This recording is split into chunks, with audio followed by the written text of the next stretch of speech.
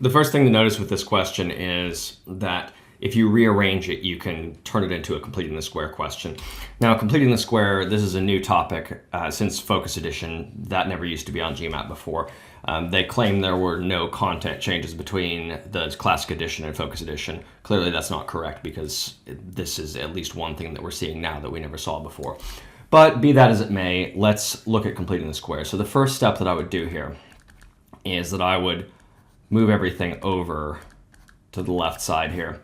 And I want to use this part to complete the square. I have to think about this in terms of, okay, so if my squared statement would be, let's say a squared plus 2ab plus b squared, I'm trying to wrap that into a plus b quantity squared. Now, what we're looking at is that essentially the x plus root x is that part.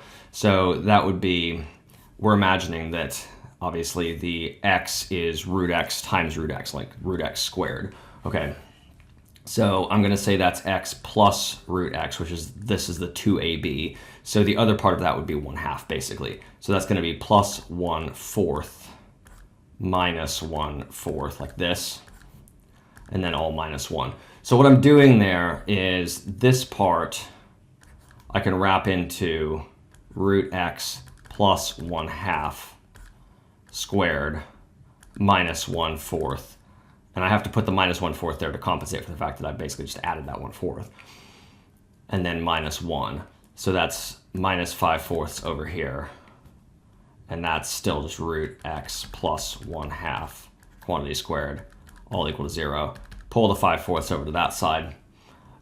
So that's root x plus 1/2 squared. Take the square root of that, and we can only worry about the positive side here, basically, because we're looking for real numbers, so the negative side wouldn't matter in that case.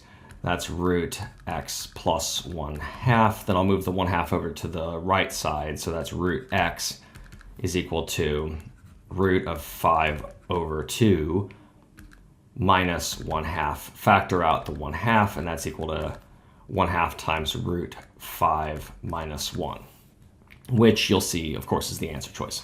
Now, you can just as easily, or maybe not as easily, but you can equally, I should say, plug in the answers and see what happens there. So if we were just to start with A, for example, I mean, we know A is the answer already, but if you were to plug that in, what you would get is basically, you would say, all right, look, we're looking for the value of root x, right?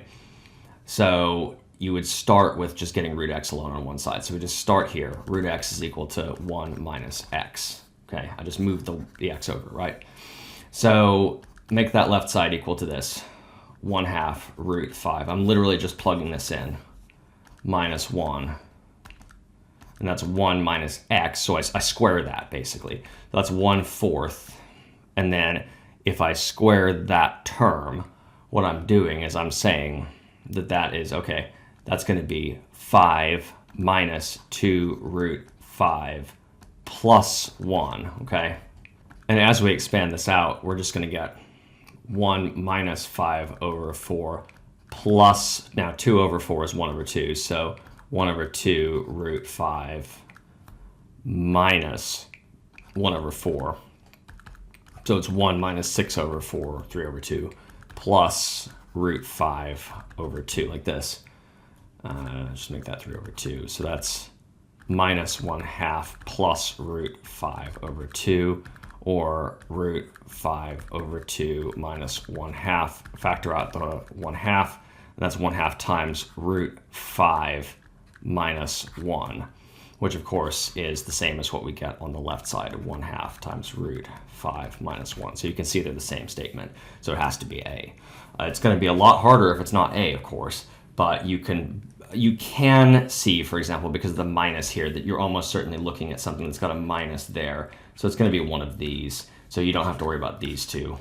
But generally speaking, it's going to be better to complete the square than it is to plug in. However, you could do it in a pinch if you plug in.